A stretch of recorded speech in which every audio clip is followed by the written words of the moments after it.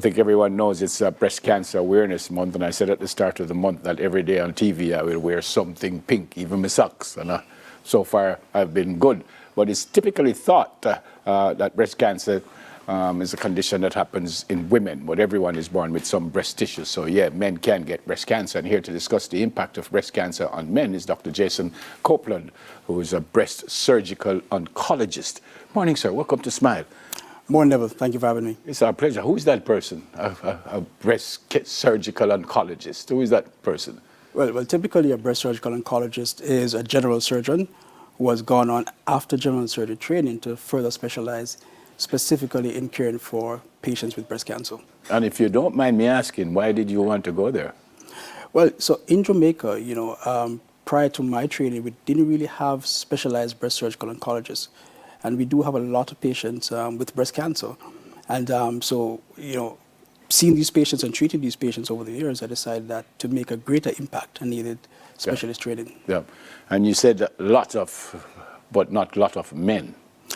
Not a lot of men. I'm asking here.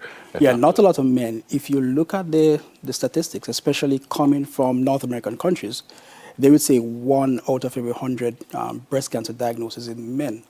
But when we look at countries, for example, in Africa, we find higher rates. About 4 out of every 100 breast cancers are diagnosed in men. 1 in every 100, not 100,000. No, 1 in every 100. And in Africa, 4 in every 100. 4 in every 100. That's prevalent, though.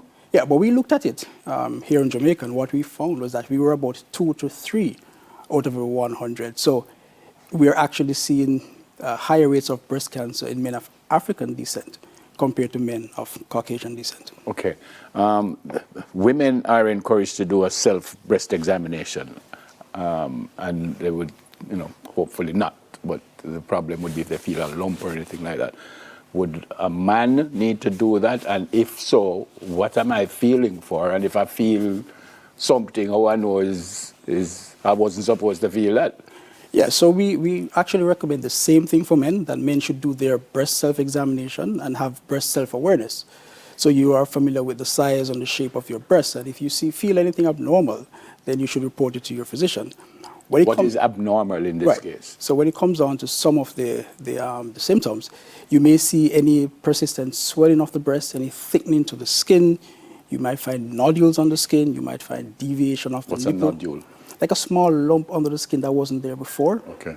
You may even see abnormal discharge coming from the nipple. Now, men don't normally have nipple discharges, but you may see maybe a little bloody nipple discharge. These are some of the things that you will see in men. I asked about the prevalence before, and you responded, 4 out of every 100 in Africa. What about Jamaica? How often have you seen men in Jamaica with breast cancer? Yeah, as I said, we are about 2 to 3 for every 100, and we do see men from time to time presenting.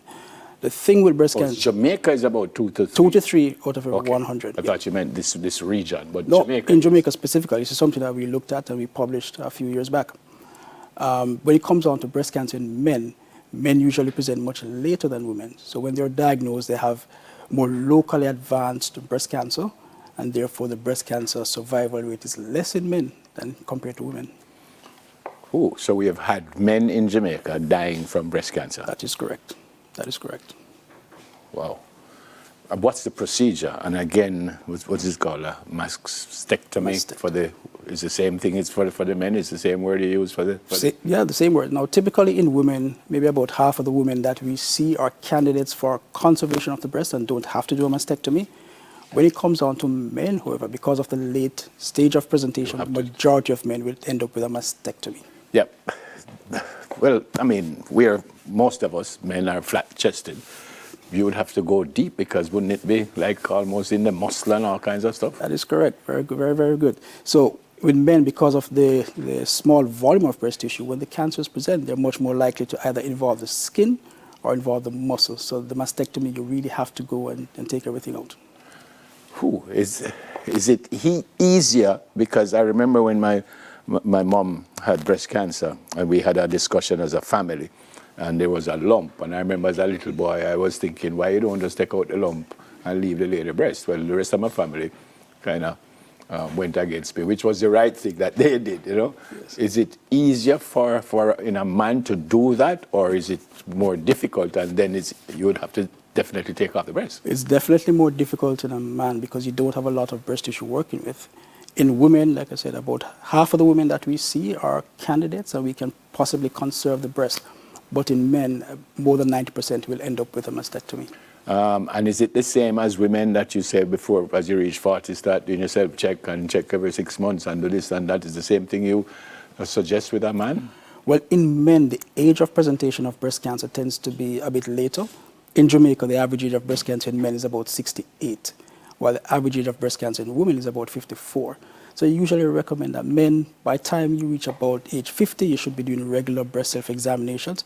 Certainly when you go to see your physician, you should be getting your breast checked as well as men. Why would the age have anything to do with it? I mean, if I'm 1 year old, I get flu, and if I'm 90, I get flu. And, you know, why would, because you're getting older, it is possible that, you know, there are more chances of you having cancer? Why? Well, some of the cancers are related to certain lifestyle risk factors. And these, you know, there's a building effect over time. For example, obesity, alcohol abuse, liver failure, diabetes. These are all things that tend to come on a bit later in life, and they tend to increase the risk of developing not just breast cancer, but other cancers as well. Yeah. As we come to the end, if you could just look in that camera and just tell our men what we should be doing, how early we should be doing it, how we should be doing it.